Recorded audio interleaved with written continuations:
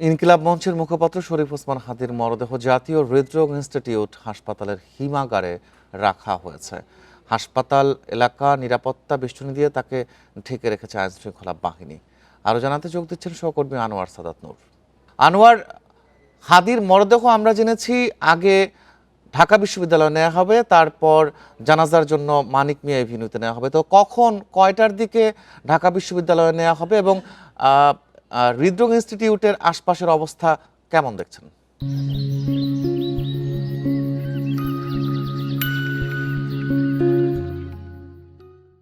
ইনকিলাব মঞ্চের তথ্য অনুযায়ী কিন্তু আমি জেনেছি যে প্রথমেই এখান থেকে তাকে একটার সময় বেলা একটার দিকে বের করা হবে। জানাজার উদ্দেশ্যে তাকে মানিক মিয়া এভিনিউ এলাকায় নেওয়া হবে এবং সেখানে সংসদ ভবনের দক্ষিণ প্লাজায় তার জানাজা অনুষ্ঠিত হবে। এরপরে তাকে যে ইনকিলাব মঞ্চের নেতৃত্বে তার সহযোদ্ধা এবং নেতাকর্মীরা সাথে নিয়ে তাকে ঢাকা বিশ্ববিদ্যালয়ের সেন্ট্রাল মসজিদে নেওয়া হবে এবং তারপরে ইনকিলাব মঞ্চের দেওয়া তথ্য অনুযায়ী পরিবারের সম্মতিতে কবি নজরুলের পাশে তাকে সমাহিত করা হবে বলে কিন্তু ইনকিলাব মঞ্চের এক ফেসবুক পোস্টে গতকাল সন্ধ্যায় তারা জানিয়েছে।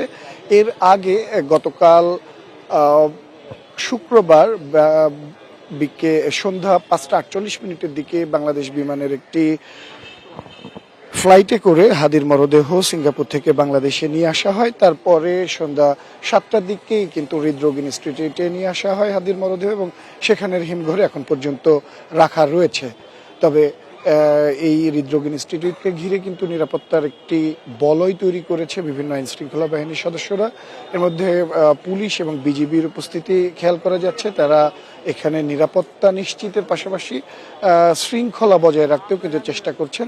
প্রতিদিনের মতো এখানে যে সমস্ত রোগীরা আসেন চিকিৎসা নিতে, সাধারণ রোগীরা, আজকে কিন্তু তাদেরকেও সেখানে ঢুকতে এবং দেওয়া হচ্ছে এবং চিকিৎসার জন্য সব ধরনের কার্যক্রম খোলা আছে। তবে তাদের চলাচলে কিছুটা সীমিত করা হয়েছে এবং সকল ধরনের যানবাহন ভেতরে প্রবেশ করাতেও কিন্তু সেখানে কিছুটা শিথিলতা দেখা যাচ্ছে এবং আইন শৃঙ্খলা বাহিনীর সদস্যরা এই হৃদরোগ ইনস্টিটিউটের ভেতরে এবং বাইরের কড়া নিরাপত্তা জারি রেখেছে এবং যেন কোনোভাবে বিশৃঙ্খল পরিস্থিতির সৃষ্টি না হতে পারে এবং যারা তার সতীর্থ সহযোদ্ধা কিংবা নেতাকর্মীদের ভিড় চিকিৎসা সেবাকে ব্যাহত না করতে পারে সে ব্যাপারেও কিন্তু আইন শৃঙ্খলা বাহিনীর সদস্যরা সেদিকে খেয়াল রাখছেন এবং নেতাকর্মী বা যেসব ওসমান হাদির শরীফ ওসমান হাদির যারা সতীর্থ তাকে শেষবারের জন্য শ্রদ্ধা জানাতে বা দেখতে বা খোঁজ নিতে এই হাসপাতাল চত্বরে আসছেন তাদেরকেও কিন্তু অনুরোধ করা হচ্ছে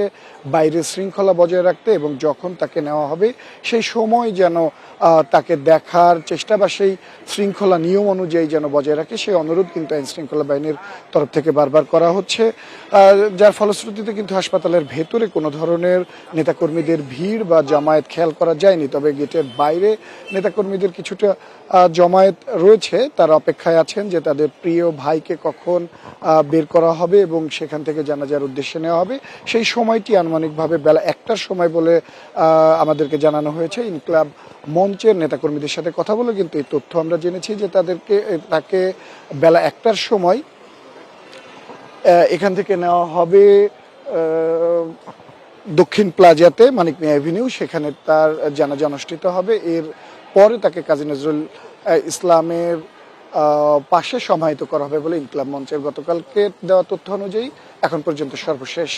হৃদরোগ ইনস্টিটিউট থেকে জানাচ্ছিলেন সহকর্মী আনোয়ার সাদাত।